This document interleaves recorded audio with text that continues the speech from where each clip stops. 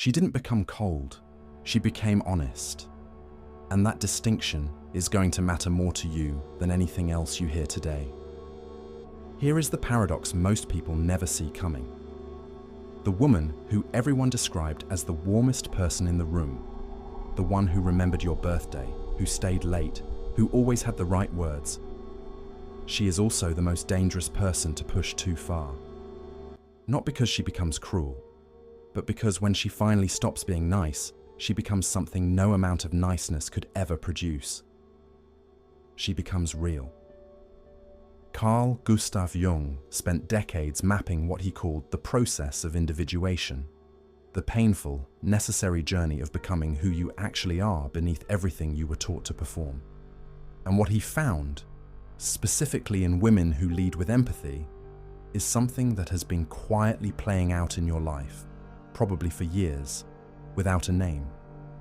Stay until the end of this video, because the final thing I am going to tell you is not what you think transformation looks like. It is the opposite, and it will change the way you understand every relationship you have ever tried to save. You learned early that being easy to love meant being easy to be around.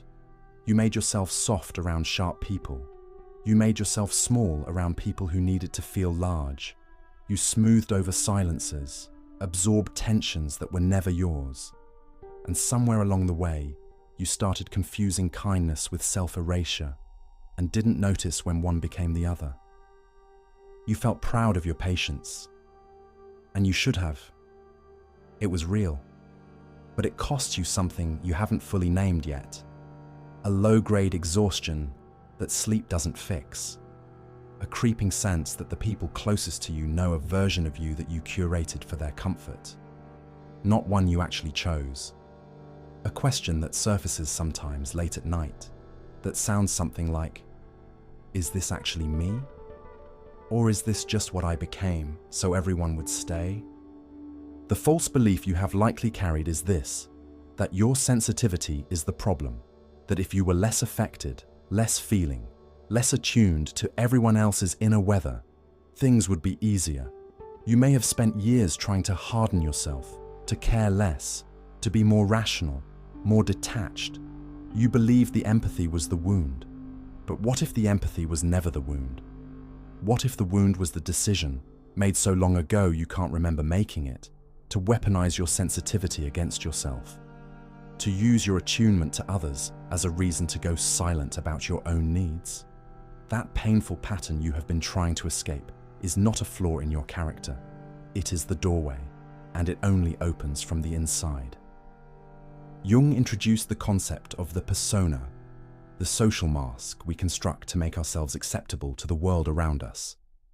For an empathic woman, the persona is almost always built around agreeableness, around warmth, around availability, and it is constructed so skillfully, so early, and so thoroughly reinforced by the people who benefited from it, that she stops being able to feel where the mask ends and she begins.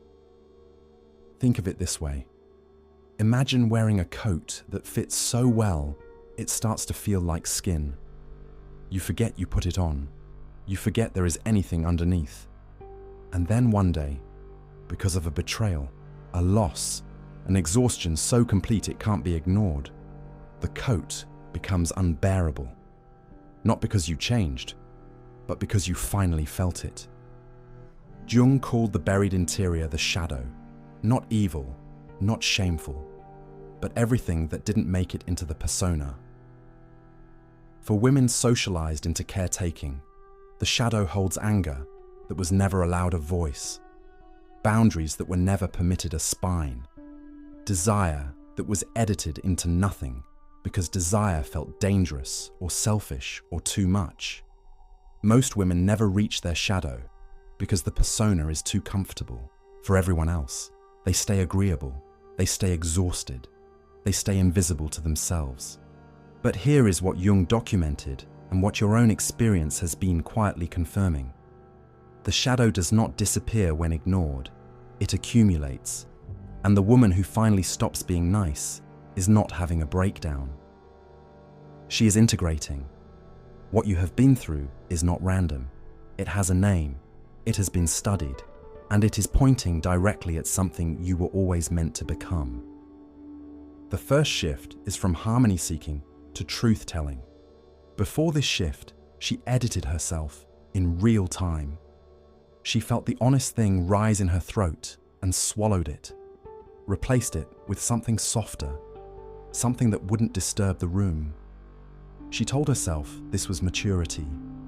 It was, in fact, a slow disappearance. After the shift, she speaks.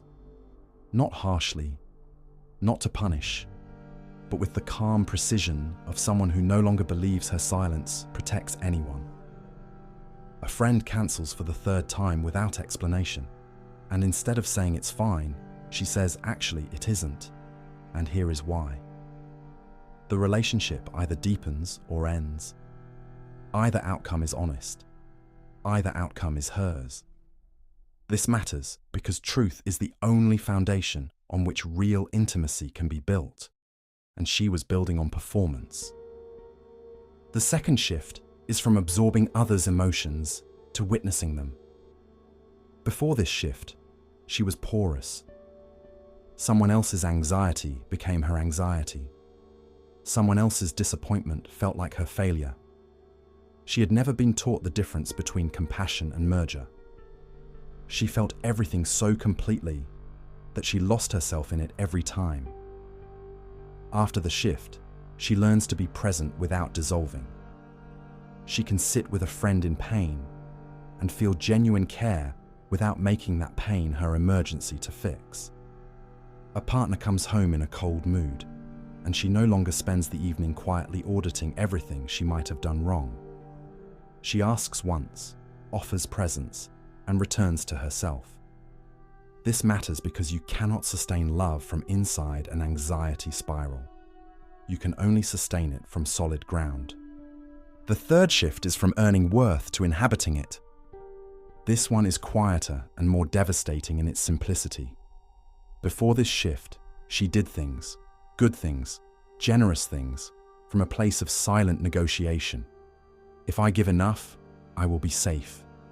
If I need nothing, no one can leave.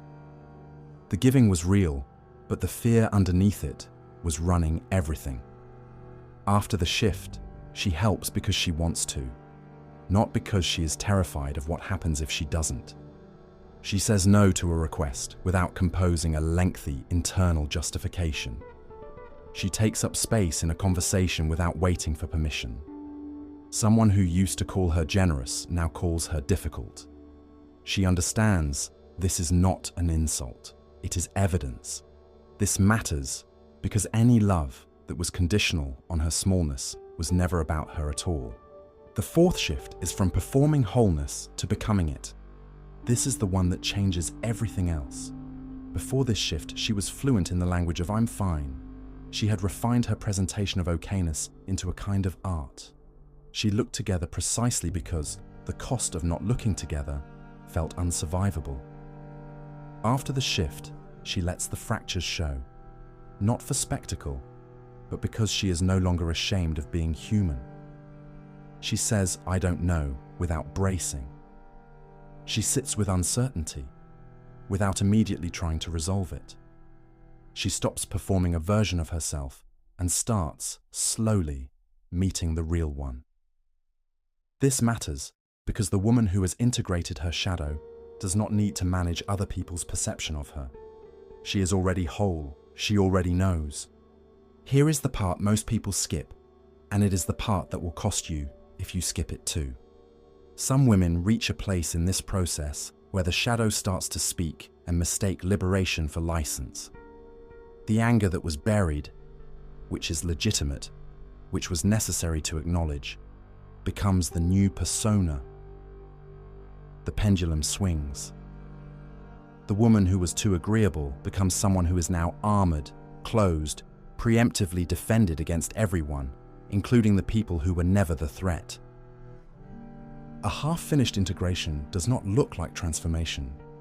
It looks like a woman who has stopped being nice and started being unavailable, who has found her voice but uses it mostly to push people away, who calls this growth but is actually still in pain, still running, just in the opposite direction now.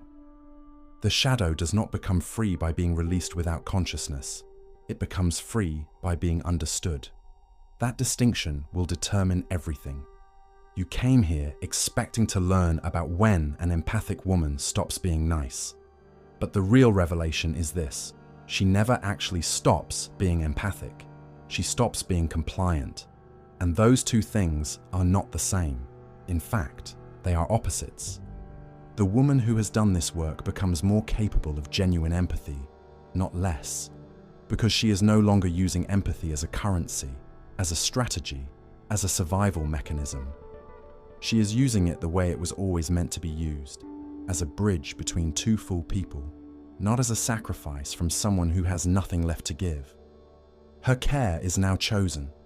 Her warmth is now true. When she is kind, it is not because she is afraid. It is because she genuinely wants to be. That is what Jung was pointing at all along. Not a woman who becomes hard, a woman who becomes free. The softness that remains after the integration is the most powerful thing in the world, because it is real. I want to ask you something in the comments, and I want you to take a moment before you answer it. Where in your life are you still wearing the coat, performing a version of yourself that was designed for someone else's comfort, not your own truth? You don't have to have it figured out. Just notice it. Just name it. Wherever you are in this process right now, whether you are just beginning to feel the weight of the mask, or you are somewhere in the middle of the storm, you are not behind. You are not broken. You are in the exact stage of this that you are supposed to be in. The discomfort you are feeling is not a sign that something has gone wrong. It is the sensation of something going right.